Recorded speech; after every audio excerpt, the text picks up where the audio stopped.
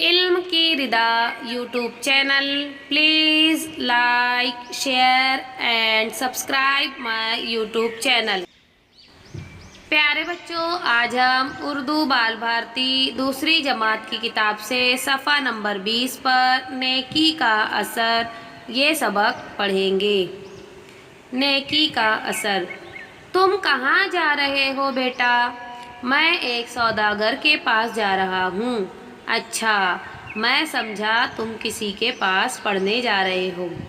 शहर के मशहूर आलिम की ये बात सुनकर नौजवान नोमान सोच में पड़ गया। उसने वालिद के इंतकाल के बाद अपना ख़ानदानी कारोबार संभाल लिया था।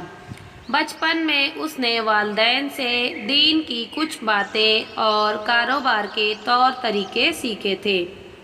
आलिम की बात सुनकर नोमान ने शहर के मदरसा में दाखिला ले लिया। वो ज़हीन तो था ही, उसे इल्म हासिल करने की लगन भी थी। उसकी मेहनत रंग लाई। एक वक्त ऐसा आया कि उसी मदरसे के सबसे बड़े उस्ताद के इंतकाल के बाद नोमान को उस्ताद मुकर्रर किया गया। नोमान का पूरा नाम नोमान बिन साबित था। दुनिया जिसे इमाम अबू हनीफ़ा रहमतुल्लाह अलैह के नाम से भी जानती है। इमाम अबू हनीफ़ा रहमतुल्लाह अलैह नेक, दीनदार और खुदा से डरने वाले इंसान थे। उनकी ज़िंदगी के वाक़यात से हम बहुत कुछ सीख सकते हैं। इमाम अबू हनीफ़ा रहमतुल्लाह अलैह शुरू में कपड़े की तिजारत किया करते थे। एक मर्तबा उन्होंने नौकर को दुकान पर ले जाने के लिए कपड़े दिए तो उन्होंने देखा कपड़े के एक थान में कुछ खराबी है।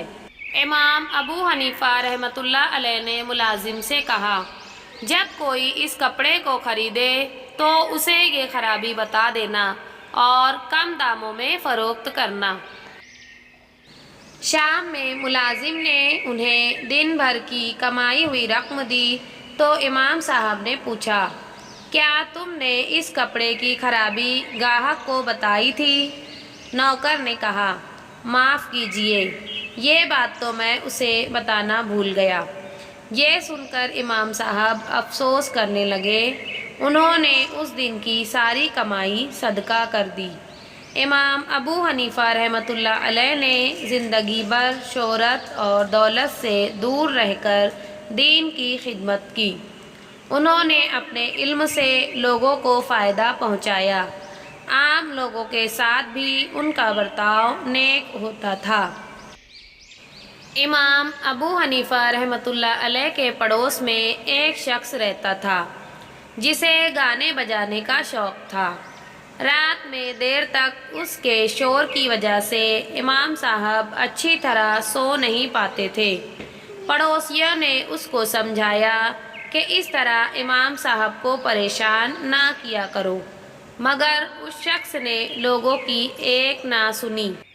एक रात गाने बजाने की आवाज़ सुनाई ना दी तो इमाम साहब ने पड़ोसियों से उस शख्स के बारे में पूछा।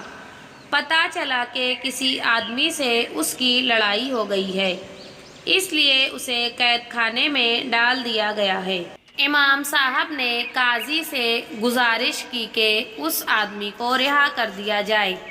काजी ने कहा, आप एक ऐसे बेअदब शख्स की मदद कर रहे हैं जो आपको तकलीफ़ पहुंचाता है।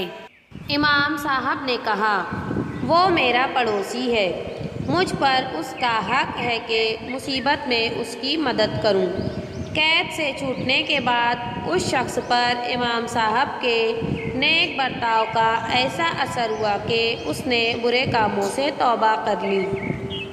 प्यारे बच्चों, हमें भी इमाम अबू हनीफ़ा रहमतुल्लाह अलैह की ज़िंदगी के वाक़यात से कुछ सीखना चाहिए और हमें भी उनकी तरह अपने पड़ोसियों के साथ अच्छा बर्ताव करना चाहिए।